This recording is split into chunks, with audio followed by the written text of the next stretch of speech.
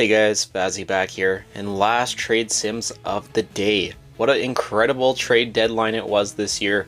So much chaos, so much movement, and it was just overall a very fun, very busy day. But the last couple trades we have to look at here today involve the Boston Bruins unloading some of their core pieces. Brad Marchand is off to the Florida Panthers, and Carlo is off to the Toronto Maple Leafs. Let's go jump into NHL 25 and take a look at both of these trades.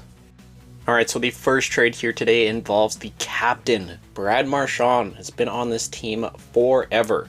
Lifetime member of the Boston Bruins. He has played well over 1,000 games at this point, closing in on 1,000 career points.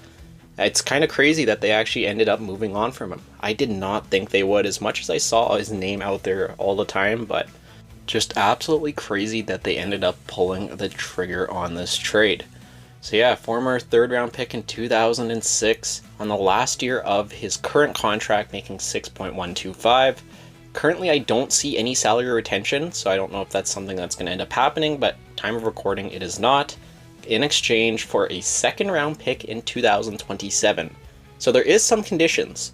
If Marchand plays 50% of the games, I believe it's round 1 and round 2, that will become a first round pick in 2028. So let's just even do the first round pick here in 2028 instead. It's not going to matter either way.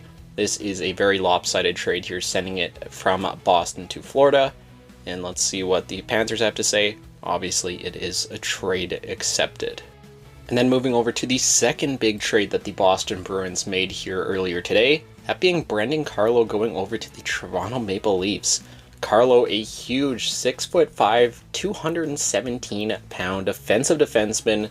He has played, well, I guess probably at this point, 600 career games, all for Boston. Has put up a little bit, probably over 100 career NHL points now. He's right on as of last year. He was a former second round pick back in 2015. I believe that was the year when they had those 3 first round picks back to back to back. Carlo, honestly, you could argue, is the best one of all those players. He is signed on for 2 more years after this year at 4.1, and Boston is retaining $600,000 of salary for each of those seasons. Going back to Boston, first off is Fraser Minten. So Minten at this point, I'm not sure what he's going to be. Former second round pick back in 2022.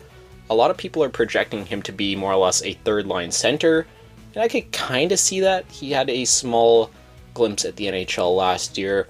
And yeah, I think that's probably about right for him. It's hard to say at this point though.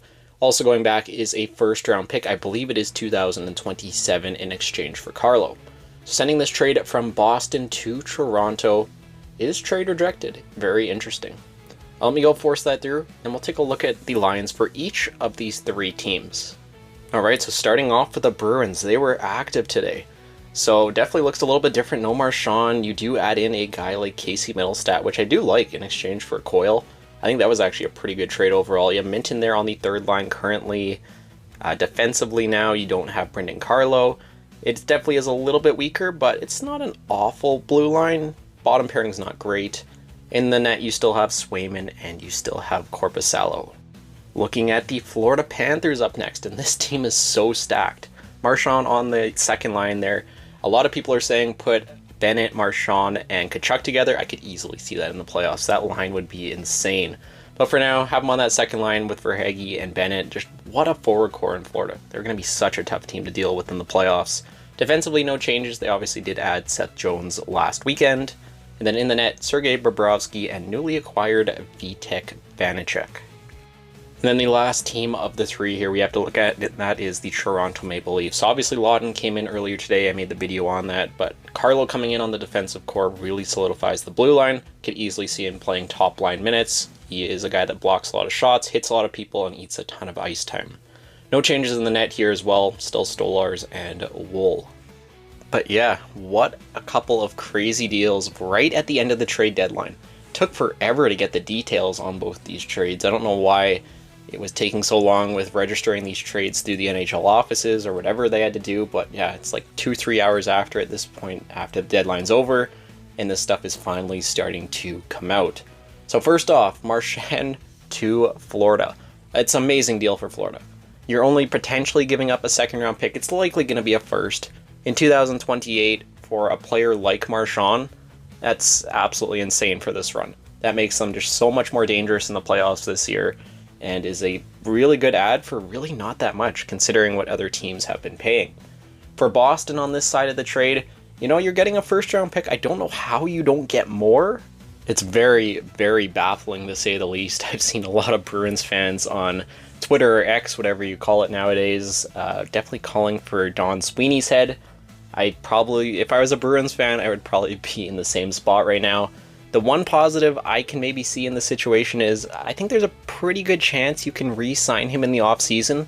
So technically you're just getting a first round pick for free, or I guess technically a second round pick, maybe a first round pick for free. And if that is the case, then, you know, it's probably a win-win for both sides. And then the Carlo to Toronto trade. Again, for the Leafs, I like it. Like, to get a player the caliber of Carlo that's locked up for another 2 years after this, to get Boston to retain salary. I know you have to give up a first. You already gave up one first for Law, and so now you're giving up a second one for Carlo. You're throwing in Minton, which I know a lot of Leafs fans like, but as kind of an outsider, I'm not the biggest Minton guy. I think he's going to play NHL minutes for sure, but I don't really know what the upside is there for him. I like this trade quite a bit for the Leafs. I think you get a very, very solid defenseman at a very cheap price. And yeah, if I was in the shoes of the Leafs, I would absolutely do this trade. From the Boston side of things, once again, you're getting another first, which is good. You're getting Minton, which you really, I guess, hope is going to be number 2, number 3 center for you. You really hope it's going to be 2, giving up Carlo, but you're getting younger, you're getting more assets. I don't know. It's hard to say. I guess if you're going in the rebuild direction for real, I don't know, I guess it's all right. If you are for sure going in that direction, I definitely probably wouldn't keep Don Sweeney around. That's just me. I think a lot of people probably would agree with that direction, but I don't know. It's an interesting couple of moves here from Boston for sure. But overall, I think that is going to do it for today's video. This is my last one of the day here. All the trades are done. Probably last one for a couple of days. I'm going to go start working on the roster and try and get an update out for you guys here in the next coming days. But that is going to do it for today's video. I will see you all in the next one.